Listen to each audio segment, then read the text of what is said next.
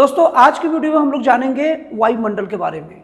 दोस्तों अगर वायुमंडल का अगर सामान्य परिभाषा किया जाए तो पृथ्वी के चारों ओर जो वायु का घेरा है उसी को वायुमंडल कहते हैं।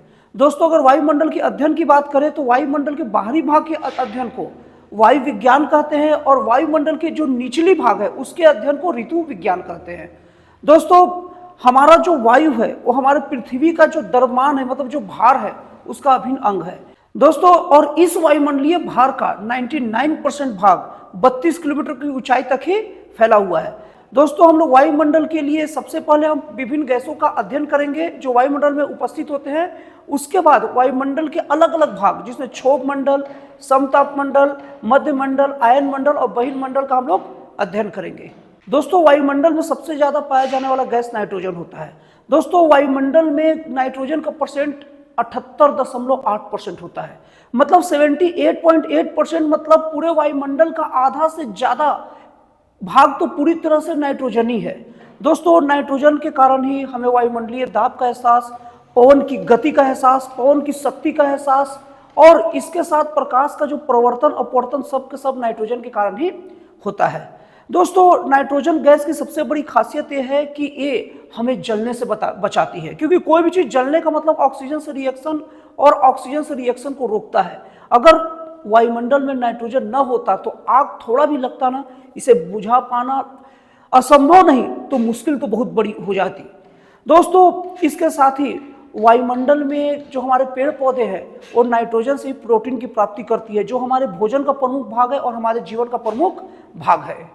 दोस्तों हमारे वायुमंडल में नाइट्रोजन 128 किलोमीटर की ऊंचाई तक पाया जाता है। दोस्तों अगर नाइट्रोजन की बात करें तो वायुमंडल में सबसे ज्यादा ऑक्सीजन पाया जाता है, जिसका वायुमंडल में प्रतिशत 20.95 होता है, मतलब 20.95% होता है।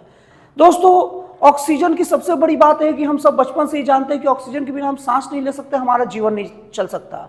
और दोस्तों ऑक्सीजन कोई भी चीज जलने में प्रमुख भूमिका निभाती है। अगर वायुमंडल में ऑक्सीजन न हो तो कोई भी चीज को जलाना मुश्किल होगा। दोस्तों अगर वायुमंडल में ऑक्सीजन की फैलाव की बात की जाए तो वायुमंडल में वैसे तो ऑक्सीजन 64 किलोमीटर तक सामान्य तौर पर फैला है, लेकिन 16 किलोमीटर तक आते आते ऑक्सीजन कम होना शुरू हो जाता है और 16 किलोमीटर के बाद तो इसकी कमी और तेजी से बढ़ने लग जाती है और 120 किलोमीटर के बाद तो वायुमंडल से ऑक्सीजन लगभग नगण्य हो जाता है। दोस्तों आप लोग देखे होंगे कि जब ऊंचाई पर व्यक्ति जाता तो उसका जी मचलता है, उसका दम घुटता है, क्योंकि ऊपर जाने पर धीरे धीरे ऑक्सीजन की मात्रा कम होती जाती है, जो आदमी को चक्कर आना, जी मचलने का प्रमुख कारण होता है। इसीलिए राय भी दिया जाता है कि अगर आप ऊंचे स्थान या बहुत ऊंचे पहाड़ों पर जब पहुंच गए हो तो वहां दौड़ भाग ना करें, क्योंकि ऑक्सीजन की जरूरत होती है सब चीजों में और अगर उस वक्त पर्याप्त ऑक्सीजन न मिले तो हमारी मृत्यु भी हो सकती है। दोस्तों अभी भी मैंने आपको बताया कि वायुमंडल में नाइट्रोजन 78.8% है और ऑक्सीजन 20.95% है। अगर इन दोनों प्रतिशत को जोड़ दिया जाए तो 99.75% हो जाता है, मतलब हमारे वायुमंडल में 100 में से 99.79% केवल नाइट्रोजन और ऑक्सीजन है और 0.2% बहुत कम मात्रा में बाकी पूरी की पूरी दुनिया की सारी गैसें मौजूद है। दोस्तों अगर इसके बाद बात करें तो वायुमंडल में पाया जाने वाला सबसे प्रमुख गैस कार्बन डाइऑक्साइड होता है। दोस्तों कार्बन डाइऑक्साइड गैस बहुत भारी होता है, इसीलिए वो निचले लेयर पर ही पाया जाता है। दोस्तों अगर फैलाव की बात की जाए तो कार्बन डाइऑक्साइड का वायुमंडल में फैलाव 32 किलोमीटर तक की ऊंचाई पर ही है। जैसा कि मैंने आप लोग को भी बताया कि यह गैस बहुत भारी होती है, इसलिए ऊपर बहुत कम पाया जाता है। दोस्तों कार्बन डाइऑक्साइड का हमारे वायुमंडल में बहुत अच्छा रोल प्ले है और जो हमें प्रभावित भी करता है। दोस्तों कार्बन डाइऑक्साइड धूल कण और जलवाष्प के साथ मिलकर ये ऐसी खासियत पैदा करता है जिसमें सूर्य की किरणें इसके लिए पारगम्य तो है आते समय, लेकिन पृथ्वी पर पहुंच जाने के बाद जब परावर्तित जब किरणों का होता है तो वापस के लिए पारगम्यता इसकी बंद कर देता है, खत्म कर देता है, इसीलिए हमारी पृथ्वी गर्म हो जाती है। दोस्तों इसी प्रक्रिया को ग्रीन हाउस इफेक्ट करते हैं और इसी की वजह से हमारे वायुमंडल में गर्मी रहती है और इसी को हमारे पृथ्वी का एक गर्म कंबल भी कहते हैं। दोस्तों पॉइंट शुड बी नोटेड, पृथ्वी पर विकिरण का आना और आने के बाद फिर इन गैसों द्वारा उन विकिरण का अवशोषण कर लिया जाना ही क्या होता है, ग्रीन हाउस प्रभाव होता है, जिसके कारण हमारा वायुमंडल गर्म होता है। दोस्तों आप लोग को एक चीज बता दूं कि हमारे पृथ्वी पर सभी की सभी गैसें अलग अलग प्राकृतिक क्रियाओं की वजह से बैलेंस फॉर्म में रहती है, जिसका मात्रा में परिवर्तन नहीं होता, लेकिन अभी कुछ 100 सालों से औद्योगिक गतिविधियों में वृद्धि की वजह से एक गैसों में अभी इसके अनुपात में परिवर्तन हो रहा है। इसी का परिणाम है कि टेम्परेचर भी बहुत अलग तरीके से परिवर्तन हमें दिख रहा है, जो आगे मानव जाति के लिए, क्या पूरे जीव जगत के लिए सही संकेत नहीं है। दोस्तों, ये तो बात हो गई वायुमंडल में उपस्थित प्रमुख गैसों के बारे में। लेकिन दोस्तों, वायुमंडल को हम अलग अलग लेयर में बांटते हैं। इसमें सबसे नीचे का लेयर होता है क्षोभ मंडल होता है।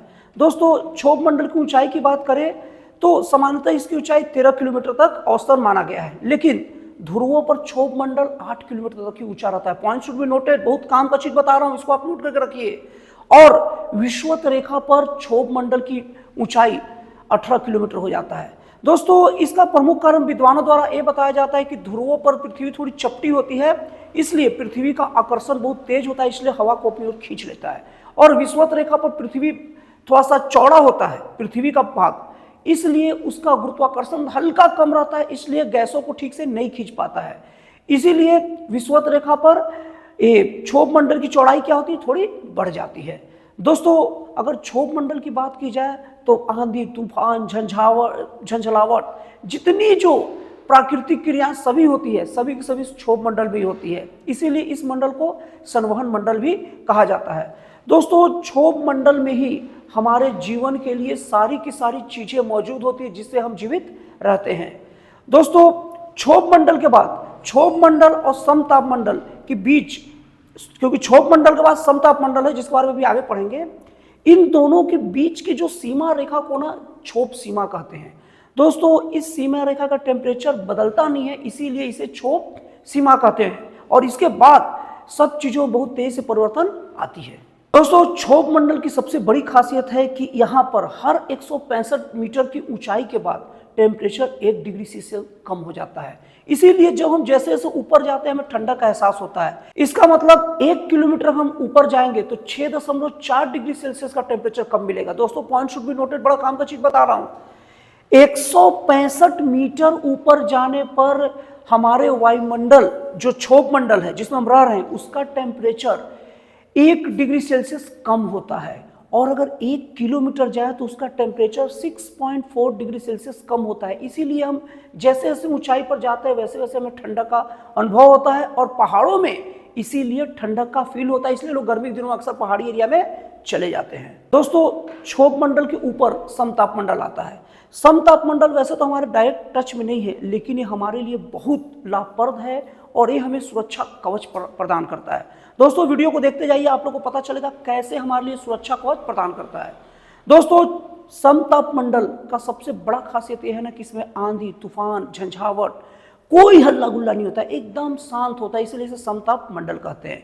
जब भी हवाई जहाज उड़ान भरता तो सबसे पहले सीधे ऊपर जाता है और समताप मंडल पहुंचकर ही यात्रा करता है, ताकि हवाई जहाज को वहाँ बारिश भी नहीं होता है, बारिश तूफान में कोई दिक्कत ना हो और जहाँ जाना वहाँ पहुँच जाए। और उसके बाद वहाँ के मौसम का हाल जानने के बाद वहाँ से नीचे लैंडिंग करता है। दोस्तों, इसीलिए आप सुने होंगे, जैसे कि कभी कभी सुनते होंगे कि कोई नेता आए और वो बताते हैं कि वहाँ बहुत बारिश हो रही थी इसीलिए मैं नीचे लैंड नहीं कर पाया। तो कुछ लोग कहते हैं जब बारिश हो रहा था तो ऊपर भी तो बारिश के कारण दिक्कत होगा, नीचे तो और कम दिक्कत होगा। लेकिन नहीं, बारिश क्षोभ मंडल की घटना है और क्षोभ मंडल के ऊपर बारिश नहीं होता। और जो हवाई जहाज जो ऊपर जो मंडराता है वो समताप मंडल में मंडराता है, इसीलिए वहाँ कोई खतरा नहीं रहता। तो समताप मंडल का एक फायदा हो गया। अब आप कहेंगे ये तो जो हवाई जहाज में यात्रा करते हैं उनके लिए, हमारे लिए क्या उपयोगी है आपके लिए उपयोगी।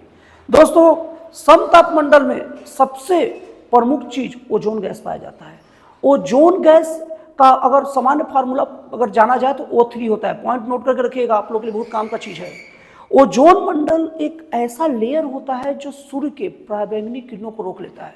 दोस्तों, मैं आप लोग को बता दूं कि जब भी नाभिकीय अभिक्रिया होती है, सुन लीजिए ध्यान से, आप लोग को आगे बहुत काम आएगा। जब भी नाभिकीय अभिक्रिया होती है तो उसके साथ पराबैंगनी किरणें निकलती, अल्फा बीटा गामा किरणें, रेडियो एक्टिव किरणें, जो हमारे लिए बहुत खतरनाक होती, इतनी खतरनाक होती है कि उनके प्रभाव में हम थोड़े समय बस रह लेना तो हमें कैंसर जैसी घातक बीमारी तुरंत पकड़ लेगी। और हमारा जो सूर्य जल रहा है वो पूर्णतया नाभिकीय अभिक्रिया के द्वारा जल रहा है। नाभिकीय संलयन विखंडन अलग अलग अभिक्रियाएं होती है जो मैं आपको बाद में इसके बारे में चर्चा करूंगा। और सूर्य नाभिकीय संलयन अभिक्रिया के कारण जल रहा है। पॉइंट नोट करके रखिएगा, अक्सर कॉम्पिटिटिव एग्जाम में आते रहता है। तो सूर्य नाभिकीय संलयन अभिक्रिया से जल रहा है तो जाहिर सी बात है उसमें अल्फा बीटा गामा किरणें भी निकलेंगी, पराबैंगनी किरणें भी निकलेगी। और वो हमें क्यों नहीं नुकसान पहुंचाती? क्योंकि पराबैंगनी जो किरणें रहती है ना, वो ओजोन परत से जब जाती है तो उसका वो जो भी उसका नुकसानदायक पक्ष होता है, जो हमको नुकसान पहुंचाता है, उसको छान देता है, उसको फिल्टर कर देता है और तब हम तक पहुंचता है। और ये ओजोन लेयर समताप मंडल में ही पाया जाता है। क्यों? क्योंकि बारिश वर्षा हल्ला गुल्ला से वो डिस्टर्ब हो सकता है और वहाँ बिल्कुल डिस्टर्ब नहीं होता। लेकिन दोस्तों बहुत दुर्भाग्य की बात है कि क्लोरोफ्लोरोकार्बन ओजोन मंडल का बहुत बड़ा दुश्मन होता है। पेंट, फ्रिज, रेफ्रिजरेटर, ये सब चीज़ों में क्लोरोफ्लोरोकार्बन का उपयोग धड़ल्ले से हो रहा है, जो ओजोन लेयर को कमजोर कर रहा है और जिसका परिणाम स्वरूप बहुत सारी बीमारियां हमें देखने को भी मिल रही है। तो दोस्तों समताप मंडल का सबसे महत्वपूर्ण काम यह है कि वो हमें ओजोन लेयर प्रदान करता है, जिससे हम नाभिकीय संलयन अभिक्रिया से सूर्य की ऊर्जा तो पा लेते हैं, सूर्य से दिया जीवन तो पा लेते हैं, लेकिन उसकी खतरनाक चीज़ें नाभिकीय संलयन की अभिक्रिया से जो पराबैंगनी किरणें हैं, रेडियो एक्टिव जो रेज है, उनसे हम बच जाते हैं। हाँ दोस्तों, अगर इसका वायुमंडल में ऊंचाई की बात करें, फैलाव की बात करें, तो यह वायुमंडल में 50 किलोमीटर की ऊंचाई तक फैला है। और दोस्तों एक चीज़ और नोट कर लीजिएगा, ध्रुवों पर ये बहुत ज़्यादा मात्रा में पाया जाता है और विषुवत रेखा की ओर बढ़ने पर ये धीरे धीरे कम हो जाता है और कभी कभार तो विषुवत रेखा पर ये गायब ही हो जाता है। दोस्तों समताप मंडल के बाद बारी आती है मध्यमंडल की। दोस्तों मध्यमंडल का फैलाव की बात करें तो ये हमारे पृथ्वी से 80 किलोमीटर की ऊंचाई तक फैला है और इस मंडल में हम टेम्परेचर लगभग -100 डिग्री सेल्सियस हो जाता है, मतलब बहुत कम टेम्परेचर हो जाता है। और ये मंडल हमें बाहरी उल्का पिंडों से सुरक्षा प्रदान करता है, क्योंकि जैसे ही कोई बाहरी उल्का पिंड आता है इस मंडल में एंट्री के साथ ही जल के खाक हो जाता है, जिससे हम बचे रहते हैं, जिससे पृथ्वी पर पथराव नहीं हो पाता है। तो दोस्तों याद करके रखिएगा, कौन सी मंडल हमें उल्का पिंड से बचाता है? वो क्या है? मध्यमंडल। दोस्तों इसके बाद बारी आती है आयन मंडल की। दोस्तों आयन मंडल के अगर पृथ्वी में फैलाव की बात की जाए तो आयन मंडल 80 किलोमीटर से लेकर 400 किलोमीटर की ऊंचाई तक फैला है। इसे आयन मंडल इसलिए कहते हैं क्योंकि पृथ्वी से ऊंचाई हो जाने के कारण इसकी गैसें बहुत विरल होती है और यहाँ पर जितनी भी जो गैसें होती है पूरे के पूरे आयन के फॉर्म में होती है। जैसे वायु विद्युत की क्या होती है? कुचालक होती है। इसीलिए हम करंट का अगर प्लग लगा है, यहाँ करंट का स्विच वगैरह लगे हैं, हमको करंट नहीं मार रहा है, क्योंकि वायु क्या कर रहा है? डिस्कनेक्ट कर दे रहा करंट को, आना को। लेकिन जब ऊंचाई बढ़ती है तो वायु कम हो जाता है और वायु अपने आप चार्ज हो जाता है। मतलब वहां अगर एक जगह करंट रहेगा ना तो तुरंत बाकी जगह भी करंट पहुंच जाएगा, मतलब हवा में करंट दौड़ती है वहां पर। इसीलिए आयन मंडल से ही जो हम मोबाइल, रेडियो, इंटरनेट, टेलीविजन सबका यूज करते हैं, तो सबसे पहले ये रेज को आयन मंडल में भेजा जाता है और आयन मंडल में जाते के साथ ही पूरे जगह फैल जाता है, क्योंकि हर चीज इसका सुचालक है, गुड कंडक्टर है। और वहां से जहां चाहे, जिस पृथ्वी के जिस भाग में चाहे उस भाग में फिर से रेज को प्राप्त कर लिया था, वहां मनचाहा चीज अपना प्रोग्राम देख पाते हैं। और दोस्तों जितने जो उपकरण है जैसे सैटेलाइट वगैरह सब के सब आयन मंडल भी सेट किए जाते हैं। Point should be noted, satellite उपग्रह कहाँ सेट रहते हैं? आयन मंडल में। हम लोग टीवी कैसे देख पाते हैं, मोबाइल यूज कैसे कर पाते हैं, इंटरनेट कैसे चला पाते हैं? आयन मंडल के कारण। दोस्तों अभी वीडियो जो आपके मोबाइल में गिरेगा ना, वो भी आयन मंडल के कारण गिरेगा। दोस्तों इसके बाद बारी आती है बहिर्मंडल की। दोस्तों बहिर्मंडल के अगर सीमांकन की बात की जाए तो इसका शुरुआत 400 किलोमीटर से होता है और उसके बाद इसकी सीमा को निर्धारित नहीं है। बहिर्मंडल की सबसे बड़ी खासियत है कि इसमें हाइड्रोजन, हीलियम जैसी गैसें रहती है, बाकी गैस भी नहीं पाई जाती है। और इस मंडल की खासियत है यहाँ विस्फोट अक्सर होते रहते हैं, इसीलिए इसे आतिशबाजी मंडल भी कहा जाता है। दोस्तों पॉइंट शुड बी नोटेड, अगर आपके एग्जामिनेशन में क्वेश्चन आए कि वायुमंडल के किस भाग में अक्सर विस्फोट होते रहते हैं, तो वो कौन सा भाग है? बहिर्मंडल। दोस्तों आपको ये जानकारी कैसी लगी? जैसा भी लगा एक बार प्लीज आप कमेंट कर दीजिएगा, मुझे बहुत अच्छा लगेगा। तो दोस्तों फिर मिलते हैं अगले वीडियो में एक नए, एक जन कल्याणकारी और एक राष्ट्रवाद प्रेरित नए विचारों के साथ।